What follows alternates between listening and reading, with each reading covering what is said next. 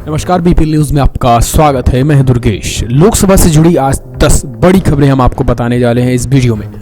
तो कौन सी 10 बड़ी खबरें हैं उससे जानने से पहले एक छोटा सा निवेदन, अगर आपने चैनल को सब्सक्राइब नहीं किया तो प्लीज लाल बटन दबाकर चैनल को सब्सक्राइब करें। पहली बड़ी खबर निकल के आ रही दोस्तों, जो है पश्चिम बंगाल से विपक्ष के महागठबंधन ने एक बार फिर से भाजपा के खिलाफ बिगुल फूंक दिया। लोकसभा चुनाव को लेकर विपक्ष के महागठबंधन ने पश्चिम बंगाल के कोलकाता से चुनावी बिगुल फूंक दिया है। पश्चिम बंगाल की सीएम ममता बनर्जी के आमंत्रण पर देश की 15 राजनीतिक पार्टियां एक मंच पर जुटी। कुल 25 नेता एक मंच पर नजर आए और मोदी सरकार के खिलाफ बिगुल फूंका। केंद्र की एनडीए सरकार को हटाने और विपक्ष की शक्ति प्रदर्शन दिखाने के उद्देश्य से आयोजित की गई ये महारैली लोकसभा चुनाव के नजरिए से महत्वपूर्ण मानी जा रही है। जबकि लोकसभा चुनाव से महज कुछ महीने बाकी रह गए हैं, तो विपक्ष के 15 दलों मोदी सरकार के खिलाफ बिगुल फूंक चुके हैं। साल 2019 के शुरुआती महीने में ही विपक्ष की एकता दिखाने का पहला मंच रहा। महारैली बुलाने वाली ममता बनर्जी ने खुद मंच संचालन का जिम्मा संभाला था।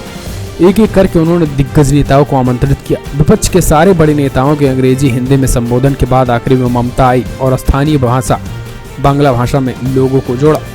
दूसरी जो बड़ी खबर निकल के आ रही है दोस्तों, वो है अन्ना हजारे की तरफ से। लोकपाल और लोकायुक्त की नियुक्ति को लेकर जन आंदोलन चलाने वाली सामाजिक कार्यकर्ता अन्ना हजारे ने एक बार फिर से भूख हड़ताल करने की चेतावनी दी है।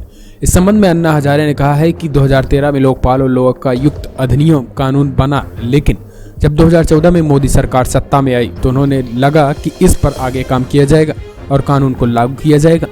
लेकिन अब सरकार के 5 वर्ष पूरे होने वाले हैं, लेकिन मोदी सरकार ने कुछ भी नहीं किया है। इसलिए उन्होंने ये निर्णय किया है कि आने वाले 30 जनवरी से वे एक बार फिर से भूख हड़ताल करेंगे। हम आपको बता दें कि इससे पहले अन्ना हजारे कई बार लोकपाल और लोकायुक्त की नियुक्ति को लेकर सरकार के खिलाफ भूख हड़ताल कर चुके हैं, लेकिन हर बार सरकार की ओर से आश्वासन दिया जाता रहा है।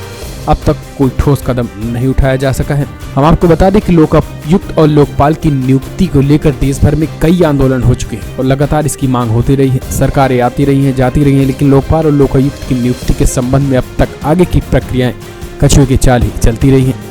हालांकि बीते दिनों सुप्रीम कोर्ट ने इस बाबत सर्च कमेटी के अनुरोध किया था कि लोकपाल और उसके सदस्यों के नाम को शॉर्टलिस्ट करने के काम को फरवरी के अंत तक पूरा कर लिया जाए। कोर्ट ने यह भी कहा था कि चयन समिति के विचार के नामों का एक पैनल भी प्रस्तुत किया जाए। हालांकि इस मामले की अगली सुनवाई 7 मार्च 2019 को होनी है, लेकिन अन्ना हजारे ने 30 जनवरी से एक बार फिर से भूख हड़ताल करने की मोदी सरकार को चेतावनी दे दी है। तीसरी खबर निकल के आ रही है कांग्रेस पार्टी से। कांग्रेस पार्टी इस बार प्रियंका गांधी को बड़ी कमान संभाल सकती है। जी हाँ, प्रियंका इस बार लोकसभा चुनाव से पहले बड़ा धमाका कर सकती हैं। दरअसल अब तक राजनीति से दूरी बनाकर चलने वाली प्रियंका एक किताब लिख रही हैं, जिसे अंतिम रूप देने का काम चल रहा है। जानकारों की माने तो इस किताब के जरिए प्रियंका गांधी के राजनीतिक नजरियों को जानने का मौका मिलेगा, जिनकी हमेशा से चर्चा रहती है। अगेंस्ट आउटरीच किताब का शीर्षक प्रियंका गांधी राजनीति को लेकर क्या सोचती हैं, ये जानने का भी मौका मिलेगा। प्रियंका गांधी की किताब का शीर्षक अगेंस्ट आउटरीच बताया जा रहा है।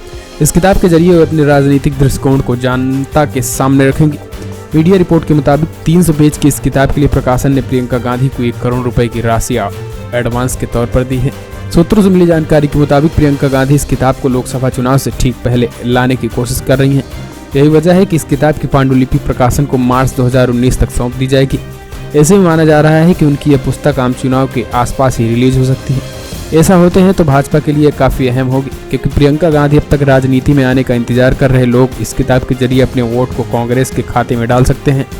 यानी प्रियंका की किताब कांग्रेस और राहुल के सपने को दोबारा सच करने में भी कारगर साबित हो सकते हैं। कांग्रेस भी ये बात अच्छे तरीके से जानती है कि प्रियंका के रूप में उनके पास वो चाबी है जिसका इस्तेमाल करने से वो सत्ता का ताला खोल सकते हैं।